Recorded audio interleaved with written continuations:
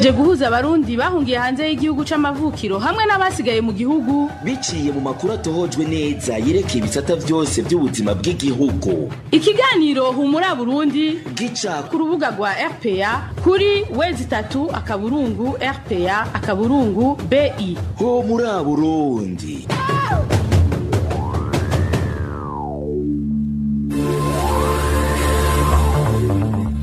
Mikro muri kumwe na Hermes Nibandetse. Itekane ryanyu nshuti bakunzi ba RPA mwiriwe canke bwakeye musangwe ikaze mano makuru mu Kirundi yo kuri wa 80 mwaka 2020 amakuru mu kwikira ikibira kuri Facebook ni RPA ijwi ry'abanyagihugu nayo akaba agizwe n'ingingo nkoro zikurikira. Ubukene bw'amafaranga y'agaciro buri mu gihugu cy'u Burundi butuma ihinguriro Brarudi ritaronka amafaranga hugura ibi bikoresho byankenegwa ibituma n'ibinyobwa muri kino gihe bitaboneka neza. Hari umunyeshure wo muri kaminuza y'u Burundi asanzwe ari umunywanyi w'umugambwe CNL afungiye mu gasho k'Inyamiramabe ko muri zone bwiza mu gisagara ca Bujumbura bagenzi biwe bakavuga ko ariko azira ivyumviro vyiwe vya politike. Mwigabane amagara so kujyubuzima ono musi tubabwira ibijanye n'indwara itera ubumuga bita accident vasculaire cérébral muri mu Gifaransa aya n'ayandi ni mukanyisase mwega w'ivyuma hari ingénieur Jide Mwemero ufata amasanamu yano makuru ni Ines Gakiza twese mtuti sangwa ikaze mwidonido ryano makuru.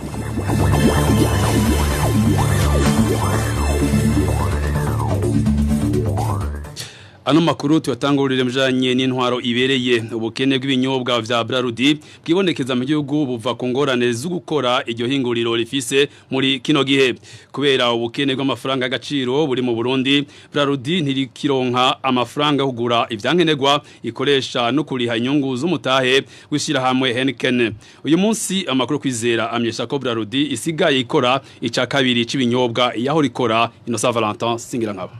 Kugira ihinguriro Brarudi rikore neza buri kwezi rikenera amadolari miliyoni 11 yo kugura mu mahanga vyankenegwa ikoresha. Kuva injyane zo mu 2015 zadutse amafaranga y'agaciro agakena amakuru yo kwizera RP ifise nuko Brarudi itarigera isubira gukwiza ayo madolari miliyoni 11 ku kwezi. Ibituma Brarudi idaheza ngo ironke ivyikeneye vyose ngo ikora ubwoko bwose bw'ibinyobwa yari isanzwe ikora. Uretse ayo mafaranga yo kurangura vyankenegwa mu mahanga isoko rya RPA rimenyesha kandi ko Brarudi imaze imyaka 4 idaha ishiramwe Heineken inyungu y'umutahe ifise muri Brarudi. Heineken ifisemwo 60% leta y'u Burundi ikagira 40%. Kubera Brarudi idandaza mu marundi ikenera guhindura imiliyardi y'amafaranga y'amarundi ifise mu mafaranga y'agaciro kugira irihe Heineken ibitagishoboka.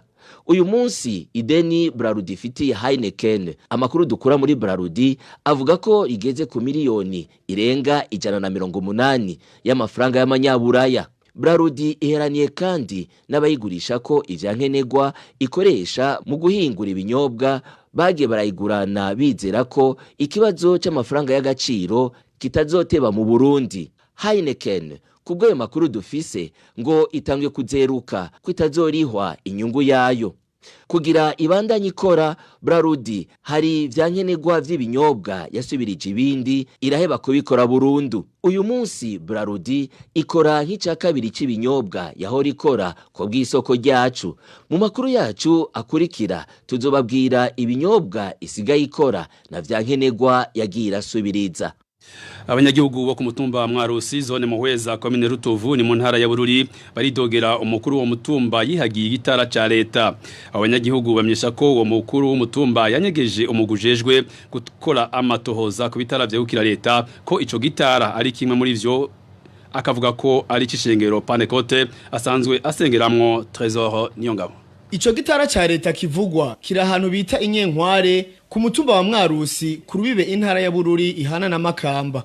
Amakuru dukura muri ako gace amenyesha ko mu mwaka uheze ico gitara cihagiwe n'umukuru w'uyo mutumba azwi ku izina rya Butoyi Radani mu kugicamwo ibiti byo gukuramwo amakara araheza arayagurisha. Yakuyemo ibiti byari bikuze byari bigeze kubaza akitwaza yuko ngo bari kubarubaka ngo amashuri. Ishuri ntiyubakwa n'umukuru w'umutumba n'abavyeyi baja hamwe bakavugana ingene ukubaka ishuri. Adandaza amakamyo n'amakamyo y'amakara imbaho. Aho nta muhanuza jambo wo ku mutumba n'umwe muri bane batanu bagize umutumba azimo n'ikintu na kimwe. Tubona yuko uburenganzira yahawe na musitani bakomene Rutovu.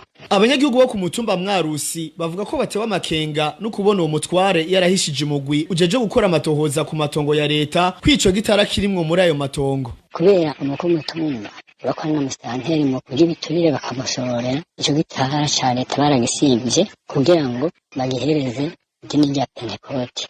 Kumukuru w'umutumba no Pentecote mukuru w'intahe no Pentecote chef de zone no Pentecote kandi bose bakaba ari umuryango umwe.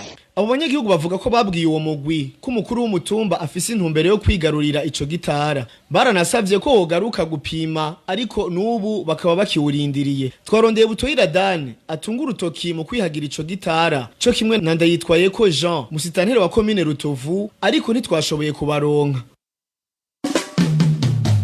Ibiganiro vya RPA mu bisanga ku mbuga ngurukanabumenyi zitandukanye: Facebook, YouTube, Twitter no kuri website akaburungu RPA akaburungu BI. Mu gisata cyo kumenyesha amakuru abamenyesha amakuru b'ikinyamakuru iwacu Ejide Harerimana, Terence Mozenzi, Agnes Ndirubusa hamwe na Christine Kamikazi barakwije uno munsi iminsi 79 bafunzwe. Bahagaritswe igenezo ya 22 gitugutu umwaka wa 2019 mu ntara ya Bubanza mu gihe bari bagiye yo gutohoza amakuru ajanye n'umutekano wari wahungabanye muri commune Musigati. Abamenyesha amakuru cyo kimwe n'umudereva wabo Adolphe Masabarakiza bararengukijwe kwa 30 Kigarama umwaka uheze muri senare nkuru y'intara ya Bubanza. Urubanza rukaba rwashizwe mu mwiherero. Abamenyesha makuru bagirizwe icaha cyo gukorana n'abahungabanya umutekano w'igihugu cy'u Burundi. Amashyirahamwe atandukanye yo mu gihugu na mpuza makungu akaba aguma asaba ko abamenyesha makuru borekurwa na rijyango atakindi bazira atari umwuga wabo. Mu gisata c'agateka kazi na muntu hari umunyeshuri yiga muri kaminuza y'u Burundi ikigo cyo kumutanga afungiwe mu gasho k'ipolisi Shinyamiramabi ka zone Bwiza kuva kuri uyu wa kabiri. Umunyeshuri asanzwe ari umunywanyi umugambwe CNL yafashwe n'ubujejwe umutekano muri ico kigo ca kumutanga ari kumwe n'imbonera kure bamusanze mu cumba ajyamamwo. Bamagiriza gukoresha inama y'uwo mugambwe CNL mu bigo vya kaminuza atabisabiye uruhusha. Ivyo abandi banyeshuri bagenzi biwe bahakana bakavuga ko azira imvo za politike nkuru ya Fikrise n'interetse. Umunyeshuri wa kaminuza y'u Burundi mu kigo cyo kumutanga afunzwe yitwa Nkunzimana Jean de Dieu iga mu mwaka wa gatatu mu gisata c'indome n'imibano kuko isoko ryacu mu kigo cyo kumutanga ribitumenyesha. Jean de Dieu Nkunzimana asanzwe ari barongo y'abanyeshuri b'abanywanyi b'umugambwe CNL muri ico kigo cya Mutanga bakomoka mu ntara ya Gitega ari nayo ntara avukamwo. Iryo soko rya RPA ribandanya rivuga ko isaha 7 z'ijoro ry'uyu w'Imana rishira wa mbere ariho hazi mbonera kure ziri kumwe n'icegera c'ujejwe umutekano aho mu kigo cya Mutanga azwi ku izina rya Boniface bategeka Jean de Dieu kugurura icumba ciwe. Yuguruye bace batangura kumukubita buginga remvye niho yakoma induru habura utabara. Yakubitwa yagirizwa ko yakoresheje inama y'umugambwe CNL ataburenganzira bifitiye muri ico kigo kandi acasabwa kuvuga amazina y'abanywanyi b'uwo mugambwe naho baba. Amaze kuvyanka icegera c'ujejwe umutekano yaciye mujana kumufungisha mu gasho ka zone Nyakabiga. Isoko ryacu ribandanya rivuga ko bukeye bwaho ku munsi wa kabiri Jean de Dieu Nkunzimana yaciye yungurizwa mu gasho k'igipolisi c'Inyamiramabi kwijabe muri zone Bwiza aho gifungiwe kugeza n'ubu akaba afise ibikomere ku maboko no ku maguru nk'uko iryo soko ribandanya ribivuga. Bamwe mu banyeshuri bo mu kigo ca Mutanga bamirira kuri ivyo mugenzi wabo Jean de Dieu Nkunzimana yagirizwa bakavuga ko ari kazira kuba ari umunywanyi w'umugambwe CNL. Kubw'iryo fungwa ry'uwo munyeshuri wa kaminuza twarondeye François Havyarimana umuyobozi mukuru wa kaminuza y'u Burundi telefone we yahamagara hakabura uwitaba. Abavuzwe ko ari bo bagandaguye Caporal Chef Tarsese Macumi yatowe ikiziga ku itariki 31 Kigarama umwaka uheze mu ntara Gitega n'abantu bama bavuzwe mu mabi menshi akorerwa abanyagihugu ariko ntibakorwe ko namba. Ivyo bivugwa na Pacifique Nahazwe arongweshira hamwe Fokode. Kubwa Pacifique Nahazwe kuva muri 2015 mu gihe cibikorane bitegurwa n'umuryango wa Petero Nkurunziza hama hariho abantu bicwa canke bakabugwa irengero kurikirana Pacifique Nahazwe arongweshira hamwe Fokode. Amatohoza yakozwe na radio RPA yoyo anavuga abantu begereye cyane Petero Nkurunziza bashobora kuba bagize uruhara mu igandagurwa rya Tarsise Macumi. Amazina birakunzwe kuvugwa Caporal Claude Nijimbere batazira amatwi cyo kimwe na Brigadier Jonas Ndaririnde. Aba bantu babiri bamaze kuvugwa mu vyaha bitagira uko bingana ku bantu bagiye barafatwa bakabugwa irengero cyo kimwe n'abandi bafatwa mu nyuma bagatogwa ibiziga. Ariko igitangaje nta matohoza yigira bakogwako kandi ntibigera bahanwa. Nogera ko nibutsa ko ari n'abapolisi bato cyane Caporal be n'umu brigadier mu gipolisi n'abantu bato mugabo usanga bafise imodoka n'abakuru b'amakambi badafise ahandi ugasanga bafise abagendanira basumba abagendanira abakuru b'amakambi kandi ukabona bakwiragira mu gihugu bagenda barafata abantu mu ntara zose z'igihugu ukabona nta hamwe bimiriwe. Inka nibutsa kandi ko bitangaje ingene muri bene ivyo bikorane vya Petero Nkurunziza bikunda gukurikirwa n'abantu bicwa cyangwa bafatwa bakabugwa irengero bivuga ko batwawe n'abanyene bari mu bacungera Petero Nkurunziza. Ubu rero butatu umuntu yofatirako muri Kigarama mu 2015 mu gikorane cyabereye mu ntara ya Gitega haravuzwe abantu batatu bafashwe na Caporal Claude Nijimbere bivuga ko yubakiye anabajana aho nyine ku kirimba cy'umukuru w'igihugu Igitega. Abo bantu ntibarigira basubira kuboneka. Yari umusirikare yitwa Alexis Nihora imbere ico gihe yari umupolisi Adeline Bizimana hamwe n'uwahoze mu gipolisi yitwa Valentin Habiyakare. Muri Kigarama mu 2016 mu gikorane cyabereye mu ntara ya Rutana naho hafashwe umugwizatunga yitwa Evariste Nyandwi batazira amatwi. Ico gihe nayo nyene bikavugwa ko yoba yaciye ajyanwa mu ijoro n'abapolisi bo muri API bikavugwa ko bamutwaye ku kirimba c'Ingozi. Nawe nyene kuva ico gihe ntiyigeze asubira kuboneka. Umuntu akikeka ko bavuze abo muri API bagendanira Nkurunziza ko umuntu asubira kumva nyene ba Claude Nijimbere cyo kimwe na Jonas Ndabirinde. Ubu naho murabona yuko mu gikorane cy'ubu gisubiye kubera Igitega naho nyene ayo mazina asubiye kuvugwa mu gufata umusirikare Tarsise Macumi. Yali Pacifique nazo yarongesha mwe Fokodi mu kanya ide amakuru ajanye n'imibano hamwe n'impunzi. Humura Burundi. Kuva kuri wa kabiri bikorwa byo kubakira abanyagihugu bahuye n'imyizurira ku mutumba w'Interekwa muri zone Gihosha mu gisagara ca Bujumbura byaratanguye. Bariko bubakira uburaro bw'amahema mu kibanza c'ishengero Katolika ryaho ku Interekwa. Abanyeshure bishure shingiro ryo ku Interekwa bakaba bataratangura ivyigwa vyabo kuko abo bahuye n'imyizurira bagicumbitse mu mashure yabo. Inkuru ya Walter Kwizera. Inyuma y'indwi zirenga zitatu begeranirijwe ku ishuri nshingiro ryo ku Interekwa, abanyagihugu bahuye n'ivyago vy'imyuzurira baho ku Interekwa, ishirahamwe Croix Rouge ryatanguye kububakira utuzu tw'amahema bagiye kwimurirwamwo iruhande y'isengero rya Gatolika ryo kuri uwo mutumba. Ico gikorwa cyo kububakira amahema kikaba cyatanguye kuri uyu wa kabiri. Uyu munyagihugu aravyigana. Bahubakiye haribu amahema 40 mukano babonye bahubakiye neza haragutse bariko barabimbira amatoilette kandi barabimbiye kure yabo gato ku buryo tazobatera ikibazo hama nibaza ko bazimuke cyo kubera ukuntu kwa amatoilette kuri amatoilette ariho bari ko barayimba gerejo bazaba babihejeje. Ariko naho batanguye kubakirwa aho bazimurirwa n'ubu abanyeshuri bo kwishura inshingiro ryaho ku Interekwa ntibaratangura ivyigwa vyabo by'igice cya kabiri kuko abo bahuye n'ivyago bakirara mu birasi vy'iryo shure. Oya ntibari mu kabara cari hari nyene mugabo bavuga yuko baza kwimuka kubera ko bazindutse baza kuba kubwo bundi buzu bari busigaye kubera ukuntu abantu biyongereye urumva babihejeje ngira shabimuka abanyeshuri gutonda sinibaza gira ni makalende. Vyongeye ngo ikibazo c'ikena ry'amazi rirangwa kuri uwo mutumba w'Interekwa ni kimwe mu bizobangamira abo banyagihugu mu gihe atacokogwa vuba bwango. Kusigorana batapfubagira n'amazi sinzi ngira bazabazanira sinzi ko bazobazanira kuko icamazi coco bazohangayika none muri kate yiwacu ko amazi agoye batabazaniye n'ukuri aca bamenye nyene babigenza acabubakira ziya twarite nyene zitasaba amazi nyene za Kirundi kugira ngo nibaguru. Tubibutse ko abo banyagihugu bacumbitse aho kw'ishure nshingiro ryo ku Interekwa bari bahuye n'ivyago vy'imyuzurira bitewe n'imvura nyinshi yari yaguye mu ijoro kuwa 21 Kigarama umwaka uheze aho imiryango irenga 230 yari yabomorewe amazu niyo mvura kuri uwo mutumba. Abanyagihugu bo muri zone Ngagara karati ya kane baratewe umutima uhagaze n'imyanda ivanzemwo amazira ntoke isesera mu barabara rica ku mpera y'iryo quartier kubera aho yahora itembera hazivye. Abanyagihugu batinya ko bashobora kuhandurira indwara ziva kwisukurike. Inkuru ya Clovis Niyonzima.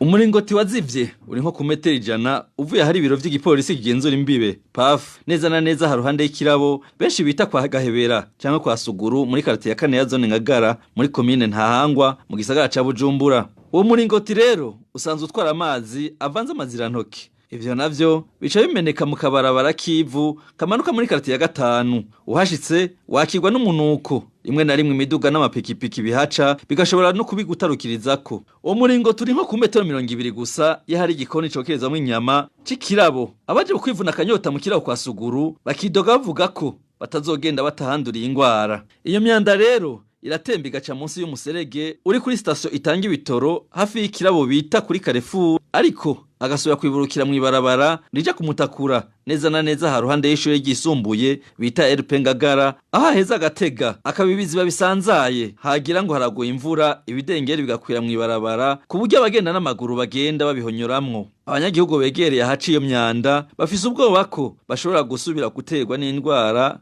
ziva kwisukurike nka kolera n'izindi. Basaba abajejwe intwaro muri iyo quartier gukora ibishobotse kugira ico kibazo gitoregwa inyishu.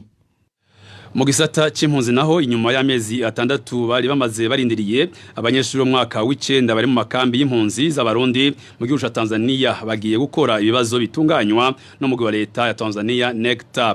Ivyo bibazo bitekanywa gutangura ku wa 2021 no mwaka, ariko abanyeshuri batari bake baramaze kubiheba. Inkuru ya Mariange irakoze.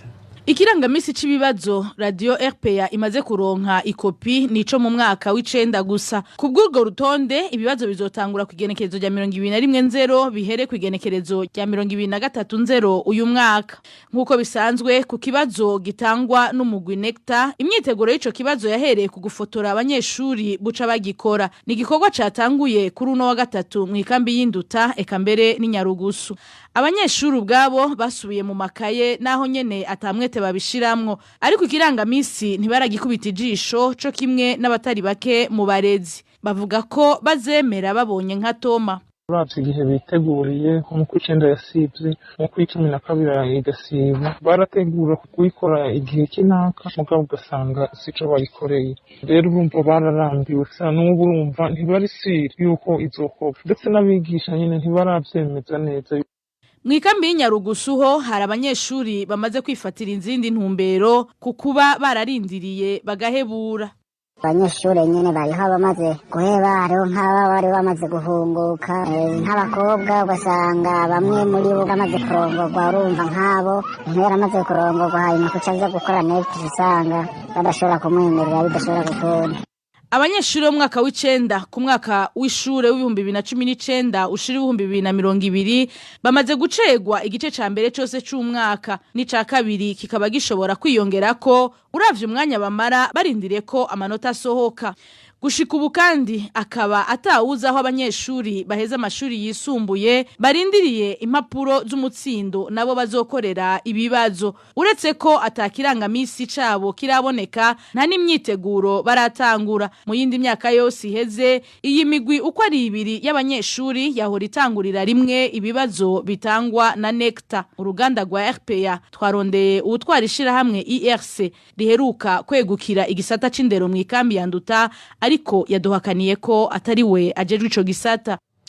Inkuru dushikire muri no mwanya ivuga mujanye n'umutekano aho hari kiziga c'umusore yitwa Richard Tuyisenge imyaka 21 catowe mu gatondo ko kuri wa gatatu hafi y'ubunywero bwitwa Bukeneza ni ku mugwa mukuru wa commune Bukeye mu ntara ya Muramvya. Abonye kiziga bavuga ko yoba yaranizwe, abagirizwa ubwo bubisha bakaba batarashobora kumenyekana. Umuryango wiwe bamenyesha ko bataramenya ico yazize. Twibutse ko ano makuru mushobora kubasaba ko muciye ku murongo wa WhatsApp kamizo guteranya 49 amajana 2 94 n'amajana 3 na 48. Uyu n'umwanya wahariwe kigabane amagara soko y'ubuzima. Uno musi rero tubabwira kubijanye n'indwara itera ubumuga bita accident vasculaire cérébral muri Gifaransa. Turabona bimwe mu bitera n'uburyo bwo kwirinda. Ikiganiro twitegura mugenzi wacu Onezime Dushimagiza.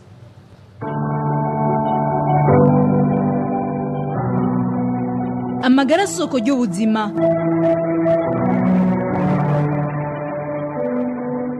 Amagara soko y'ubuzima ni ikiganiro gica ijya nino indwara zitandukanye ibizitera n'uburyo twozikingira.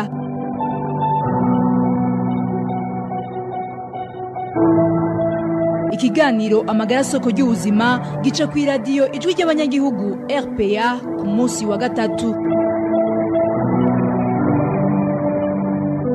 Turabahaye mwaramutse canke mwiriwe bivaye naho mumwe wese aherereye. Muri kino kiganiro kidufasha gutahura ibijanye n'amagara yacu, uno munsi twashimye kubaganirira ku ndwara ifata imitsi bigatuma ibihimba vy'umubiri bidasubira gukora neza, mbere bigakongatara, ariyo bita accident vasculaire cérébral AVC mu mpfunyapfunyo y'ururimi rw'igifaransa. Umutumire aje kudufasha gutahura ibijanye n'iyo ndwara ni muganga Naze Thierry. Je Onezime Dushimagize.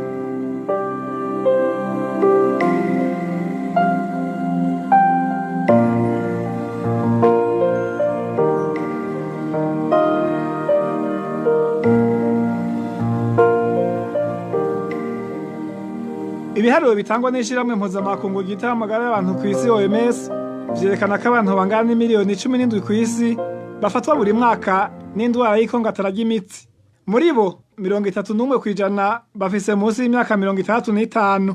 Ivyo biharuro nyene bikerekana ko bangana n'imiliyoni 3 ku isi bafa buri mwaka bahitanye n'iyo ndwara ya AVC. Mu gihugu c'Ubufaransa ivyo biharuro vya OMS vyerekana ko abantu bangana ibihumbi 110 binjira ibitaro buri mwaka kubera iyo ndwara ya AVC, nayo bangana n'ibihumbi 30 muri bo ikabahitana. Uri radio shahuri radio. Naho iyo ndwara iriko iriha inkumbi abantu ntibaramenya neza icivako. Abo twaganiriye baragerageza gusigura umwe wese ukavyumva ibiyitera. Kenshi birakunda kuva ku masanganya aba yabaye, hari n'abagore bibaruka bakagira ko bapararize ntituramenya ikibitera.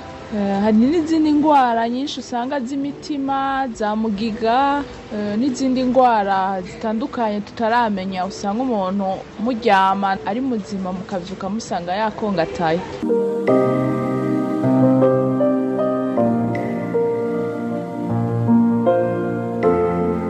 Kubijanye n'iyo ngwara nta kirekire noyivuga ko kimwe gusa nzi neza yuko ibituma abantu baba pararize bwa mbere na mbere nuko mu buto bwo bataba bararonse incanco zikwiye. Ico cya mbere nibaza ko coba kiri mu bituma umubiri ugira imbaraga nke bigatuma iyo agwaye ingwara izo arizo zose zishobora kumutera kuba pararize. Ariko bacandazwe kenshi ibintu by'amapararize nibaza ko bitabafata cyane.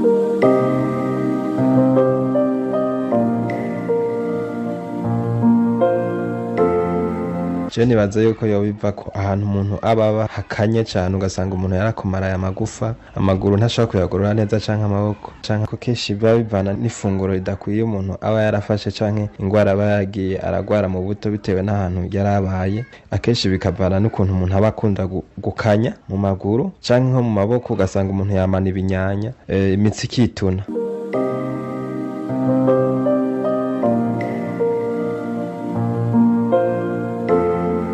Ico nibaza kuri pararizi, hari igihe bari accident umuntu yagize bigatuma akongatara. Igira kabiri, hari igihe wumva ko umuntu akubwira yuko afite ibinyanya mu gice kimwe cy'umubiri, hama haheze iminsi ukabona habaye pararize arakongataye. Ikindi naco urabona ko abantu bagendera mu bintazi bitandukanye, hari igihe bavuga ngo ni uburozi.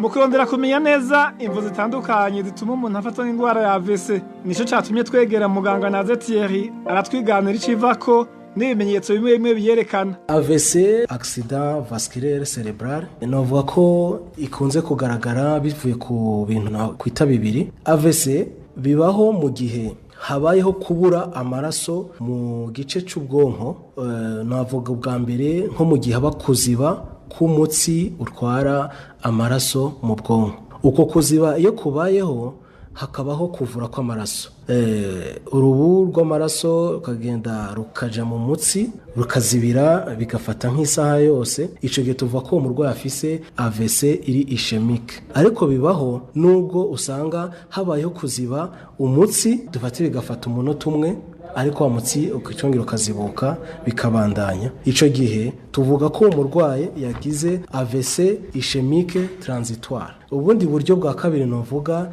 ni mu gihe habaho guturika ku mutsi, amaraso ntashika we yategerezwa gushika, ya maraso akavirirana. Uwo murwayi byabaye uko tuvuga ko yagize AVC hémorragique. Bashaka tubwira ibimenyetso bimwe byerekana ko umuntu afise iyo ndwara. Ego, umuntu afashe niyo ndwara kenshi atangura afigize ico kwita perte d'équilibre soudaine. Byagiturumbuka umuntu agatakaza equilibre akaba yakwikubita hasi agahungabana. Uwo muntu kandi aratakaza ico kwita sensibilité, kumva ko umubiri ku buryo wo mukoraho ntiyumve ko umukozeho, wamutera ushinge ntabyumve, nubwo yababwiye ikintu giturira kikamuturira ntabimenye. Uwo muntu kandi hari ibindi bimenyetso bigaragara nko mu maso, ijisho rimwe ku ruhande rumwe rigasinzira, wamubwira ngo kanura ntabashe kurikanura. Uwo muntu ugasanga umunwa wahengamye, ukuboko kwe kukaregera kukamera nk'umugozi, ukuguru nico kimwe nako kukaregera kukavamo ingufu zose.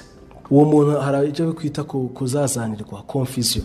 Ushobora kumubaza ati sivyo bikobera ko niki, ntashobore kugusigurira ngo ibi bintu nibi, nawe ntiyumve biriko biramubaho. Hariho n'ikindi kimenyetso cyo kumeneka umutwe cyane ku buryo nawe bisanga bimunanira kubyihanganira. Ni nk'ibyo bimenyetso twavuga muri rusange bigaragara.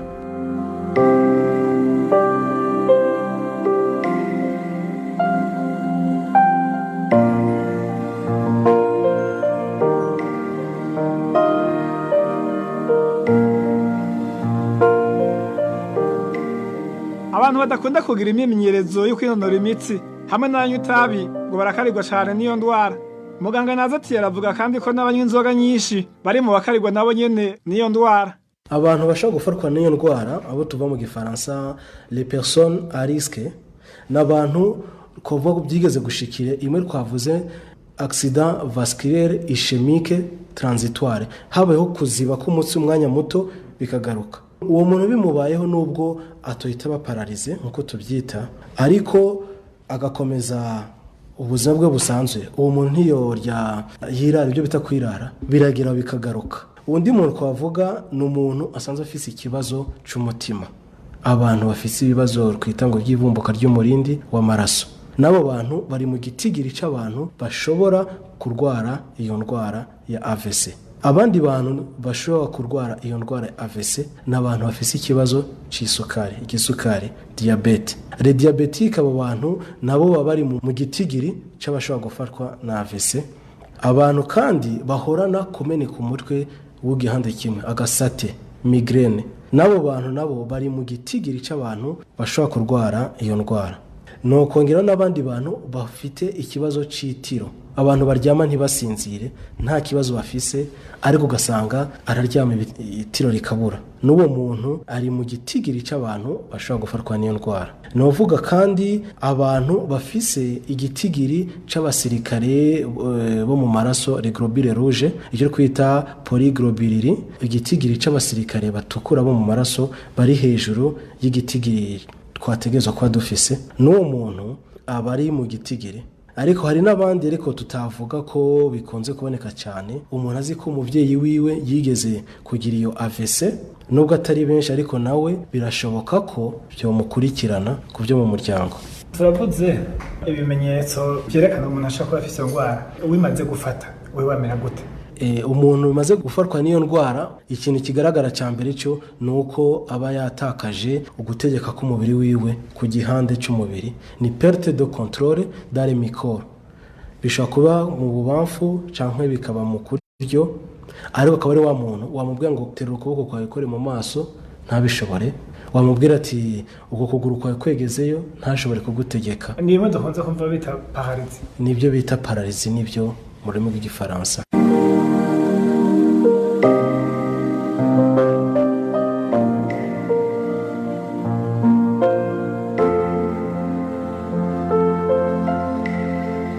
Ikiganiro na magara soko y'ubuzima. Naho ibitera indwara ya AVC bitari bike, muganga Nazatiye aratubwira icyo umuntu yokora ngo ayirinde. Mu kuyirinda ni bya bindi twabonye biyitera umuntu yirinda. Akarorero natanga nuko umuntu yakwirinda kunywa itabi. bura kunywa itabi atari bimwe bita ngo nukurimba ni fyeri, itabi nta kintu kimwe ryinjiza mu mubiri atari ukonona umubiri w'umuntu. Ubwa mbere umuntu yakwirinda kunywa itabi. Umuntu anywa inzoga yoyanywa ku rugero rugereranye, atari mu byo kunywa ngo bambone, atari kunywa ngo yibabaze. Umuntu yakora imyimenyerezo ngororamubiri, les activités physiques régulières, akazikora n'imiburiburi minota 30 ku munsi. Byo kwita kunonora imitsi. Ikindi cyo twakora, umuntu yagerageza gufatiraho ibiro byiwe bivanye, hari cyo kwita IMC, indice de la masse corporelle. Bivanye n'uburebure umuntu afise, ugiye kwa muganga babigufashamo kubiharura, ukamenya ati ko mfise uburebure bungana uko, ibiro ntategerezwa kurenza nibi. Ikindi kintu umuntu akora, yareba ibintu afungura mu mfungurwa ziwe, ntahore ku mfungurwa zimwe, akarya ndemamubiri, ntanganguvu na sanganyangaburo. Ikindi kuvuga ni ukugerageza gukontorora stress, kugerageza kugabanya wasiwasi muri we, agatuza akaruhuka, akiha amahoro. Bibaye nkenerwa akajya ahantu nta kimusakuriza, agakora izi telefone. Muri no minsi ziratuma abantu bahangagika, business zabaye nyinshi mu bantu, ukajya ahantu ukaryama ukaruhuka, ukareba yuko n'imiburiburi uryama amasaha 7 ku munsi. Ikindi navuga, umuntu ubishoboye wajya upima ivumbuka ry'umurindi w'amaraso yawe, la tension arterielle yawe ukayisuzuma ukayimenya. Ni nkuko wajya usuzumisha urugero rw'ibinure ufise mu maraso yawe. Gati ni kuraba bilan régulier y'amalipidange ufise mu maraso. Ibyo nibyo numva twatanga nko mu buryo bwo kwikingira ko wavurwa iyo ndwara.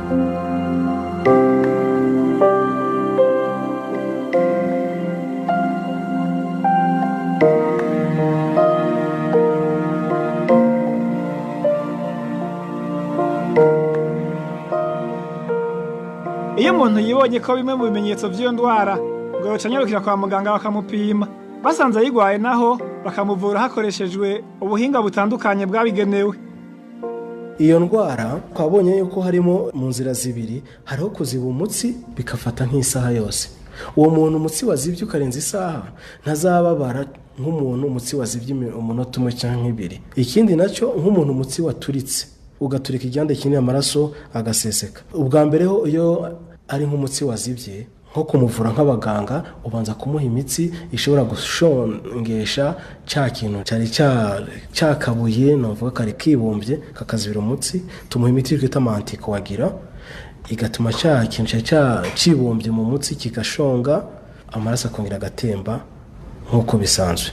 Mu gihe naho ari umuntu umutsi waturitse, tureba inkomoko yabyo, byavuye mbega ni kwivumbuka ry'umurindi w'amaraso.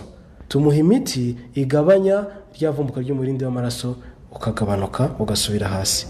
Kenshi abo bantu umutsi wo waturitse baranabagwa mu mutwe, bakakuramo ya maraso yaretse mu mutwe. Ubwo ku gisata kitureba physiotherapy, umuntu tumuvura hakiri kare, nyuma y'umunsi umwe bimubayeho.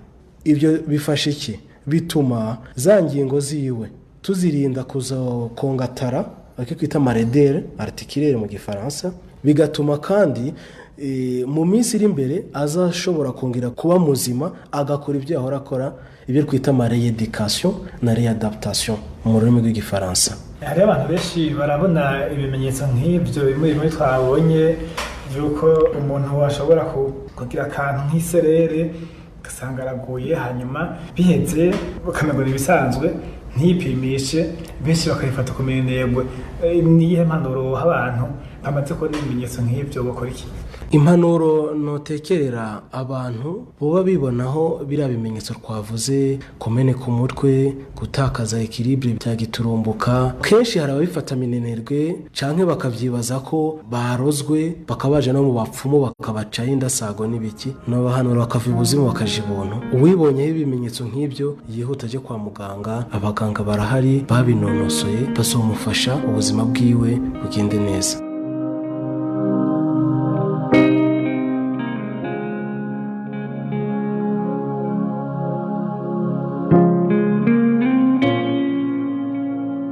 ni kuri izo mpanuro za muganga naze Thierry dusozereye ikiganiro amagara soko y'ubuzima cuno musi. Tumushimire muganga kuri kano kanya yaduhaye. Ndabashimire namwe mwese mwateze yombi. Onezime dushimagize nabateguriye kino kiganiro. Ndabaseze ndayifuriza amagara meza. Naho kuwa gatatu. Cari ikiganiro amagara soko y'ubuzima mutegurirwa na Radio Publique Africaine ijwi ry'abanyagihugu.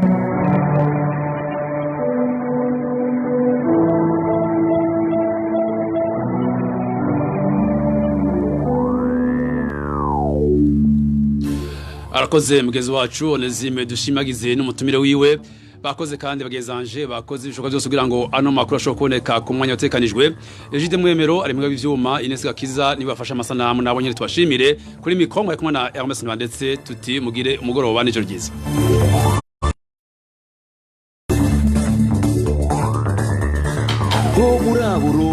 Ni ikiganiro gihuza abarundi bahunze igihugu c'amavukiro n'abasigaye hagati mu gihugu biciye mu kubashikiriza amakuru atosoye.